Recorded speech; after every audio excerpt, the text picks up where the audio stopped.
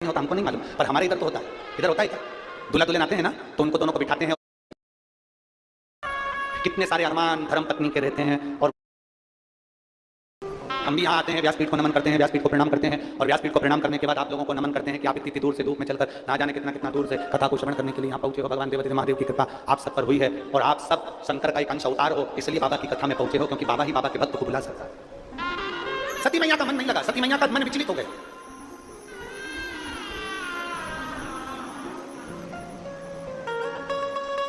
सती मैया का मन विचलित हो गया।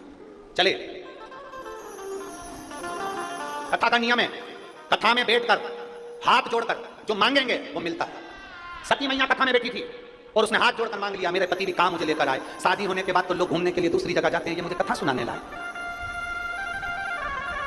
कितने सारे अरमान धर्म पत्नी के रहते हैं, और वो कितनी सोच कर आती है, हम शादी के बाद में गोवा घूमने जाएंगे, हम शादी के बाद में ये द्वीप वो द्वीप घूमने जाएंगे। और मालूम पड़े शादी के बाद पत्नी घर पे और पति कह दे कि मेरे 25 दोस्त आ रहे हैं और तुझे खाना बनाना है, खाना बनाने वाली नहीं आएगी, तो पत्नी के दिल के अरमान आंसुओं में क्या मतलब है? सती मैया के मन में बात आ गई। सती मैया ने सोचा मेरे को तो जाना था पति के साथ में भ्रमण करने के लिए, और भोलेनाथ जी लेकर आ गए कथा सुनने के लिए। अब मन लगे, एक नियम है, शादी के बाद में दूल्हा दुल्हन को सत्यनारायण जी की कथा सुनवाई जाती है। बोलो सही है कि गलत है? अरे आपके यहाँ होता है कि नहीं होता हमको नहीं मालूम, पर हमारे इधर तो होता है। इधर होता है क्या? दूल्हा दुल्हन आते हैं ना, तो उनको दोनों को बिठाते हैं और पंडित जी आते हैं, सत्यनारायण की कथा सुनाते हैं। ये नियम कहाँ से चालू हुआ? ये शंकर जी से चालू हुआ। शंकर भगवान के विवाह जब सती माता से हुआ था, तो सती माता को लेकर कुंभ ऋषि की कथा सुनने गए थे। उस दिन से नियम बनाया गया कि दूल्हा दुल्हन को शंकर भगवान की पवित्र आनंदमय कथा का रसत्व ग्रहण कराया जाए, इसलिए सत्यनारायण की कथा सुनाई जाती है। और उसमें देखा जाता है दोनों में मन किसका लग रहा है। अब पत्नी तो इतना सारा घूंघट डाल के बैठती है, पंडित जी इति श्री रेवा खंडे प्रथम अध्याय, इतने में पत्नी कोई भी क्रिया नहीं करी, तो इतने में पति ने उसको, क्योंकि हाथ में फूल लेके बैठी थी, इनको क्या मालूम, वो तो लगी घूंघट के अंदर।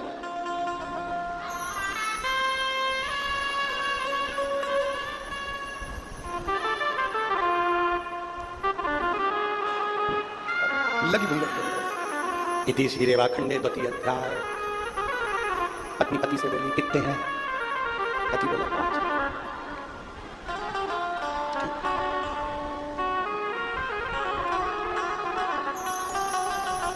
पति को भी समझ में आ गया, शंकर भगवान की सती और मेरी श्रीमती, ऐसा लग रहा है दोनों एक जैसे हैं। इसका मन भी नहीं लग रहा, चित्त नहीं लगा। और एक बात कहूंगा, इस पवित्र व्यासपीठ से जब से शिव महापुराण की कथा लोगों ने सुनना चालू करी है भक्तों ने, तब से मेरी नवयुवक जितनी बहुएं हैं, जितनी बेटियां हैं, जितनी माताएं हैं, इनमें शंकर जी की भक्ति का बल बढ़ा है। मेरी जितनी बहुएं हैं, जितनी बेटियां हैं, जितनी युवान बेटियां हैं, इनमें भक्ति का बल बढ़ा है। पति अगर कहीं जाने का बोलता है तो सबसे पहले घर की बहू में कह देती है सीहोर चले, उज्जैन चले, काशी चले, भीमाशंकर चले, त्र्यंबकेश्वर चले। ये भक्ति का बल है। अब बहुएं ये नहीं कहती कि हमको कहीं जाना, तो कहती हैं अपने काम करते हैं, अयोध्या चलते हैं, राम जी का दर्शन भी कर आएंगे, अवध की सरयू का स्नान भी करेंगे। ये भक्ति का बल बढ़ा। उसको भक्ति का बल बढ़ा था ना। सती मैया मन नहीं लगा, सती मैया ने मन में सोच लिया इससे तो अपने प्राण त्याग देती तो अच्छा था, अपने शरीर को जलकर भस्म कर देती तो अच्छा था। कुंभ ऋषि ने विचार कर लिया, जो कथा में बैठकर मांगा है वही होता है। शंकर भगवान ने राम जी का दर्शन मांगा था, तो उनको राम का दर्शन हुआ। सती मैया ने अग्नि में अपने शरीर को त्यागने की बात करी थी, इसलिए उनका शरीर अग्नि में जलकर भस्म हुआ। जो मांगा था वो हुआ, जो मांगा। दक्ष प्रजापति के यहाँ यज्ञ चल रहा है, बड़े बड़े बहुत सबको बुलाया गया है, पर शिव को आमंत्रित नहीं करा गया था, क्योंकि शंकर भगवान सभा में दक्ष प्रजापति का सम्मान नहीं कर पाए थे, अपने ससुर को इज्जत नहीं दे पाए थे। और ऐसा नहीं है कि इज्जत नहीं दे पाए, देख नहीं पाए थे, बैठे थे, सब उठ के खड़े हुए थे, शंकर भगवान तो मस्ती थे, बैठे थे। पर लोगों की भी आदत है ना, इतने सारे लोग जयराम जी की कर रहे हैं, हर हर महादेव कर रहे हैं, हाथ हिला रहे, इतने सारे लोग प्रणाम कर रहे हैं, इनको वो नहीं दिख रहा, जो प्रणाम नहीं कर रहा ना वो नजर आ जाता है। अहंकारी जो व्यक्ति होता है ना, उसको ये सबसे पहले वो ये देखता है कि मुझे किसने प्रणाम करा, किसने नहीं करा। अभिमान जिसके भीतर हो, दक्ष प्रजापति को लग गया, यहाँ की आवाज बड़ा रिटर्न वाली, दक्ष प्रजापति को लग गया। और दक्ष प्रजापति ने जैसे ही देखा कि शिव ने मुझे प्रणाम नहीं करा, श्राप दे दिया, मैं शंकर तुम्हें श्राप देता हूं, तुम शमशान में निवास करोगे। शमशान। मेरे भोले बाबा बड़े प्रसन्न हो गए, मेरे ससुर ने मुझे प्लाट भी दिलाया, तो ऐसी जगह दिलाया जहां कोई कब्जा नहीं करेगा, शमशान में मेरा निवास होगा। जो मौन है शमशान, जहां शिव का निवास है, शंकर मौन होकर बैठे रहते हैं। दुनिया का व्यक्ति कहीं पर भी भटके, पर अंतिम विश्राम तो शंकर की गोद में ही मिलता है, शिव की गोद। अंतिम विश्राम शंकर की गोद ही है, शिव की। इसलिए काशी को महाशमशान भी कहा जाता है, महाशमशान।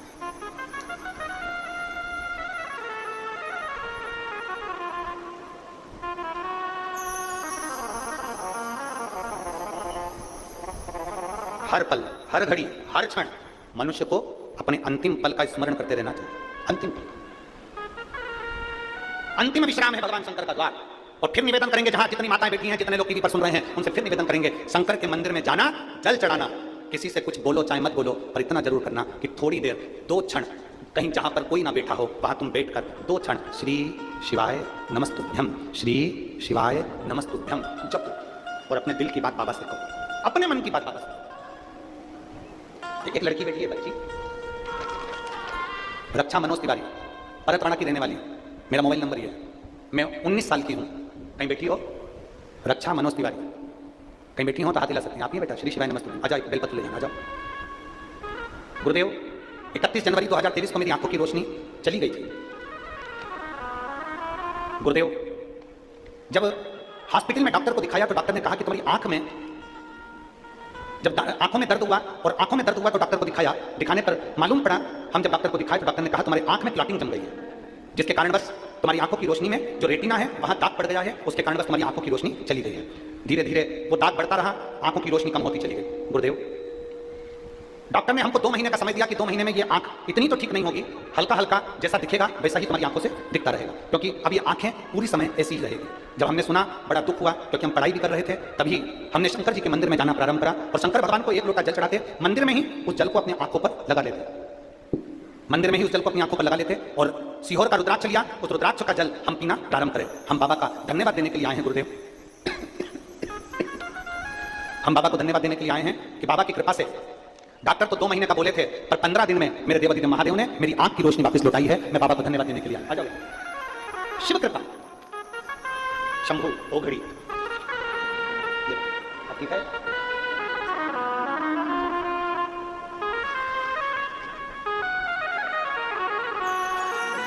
नीचे की लाइन अच्छी लिखी है, खाली ना जाता कोई दर से तुम्हारे, खाली ना जाता कोई दर से तुम्हारे, मैं भी खड़ी हो नदी बाहे बसारे, अपने हृदय से लगा लो गिरा जा रहा हो, उठा लो भोले अपने दर से अब तो ना टालो, गिरी जा रही हो, उठा लो। देवाधिदेव महादेव शमशान का निवास कर रहे हैं। समय बीता, सती मैया जलकर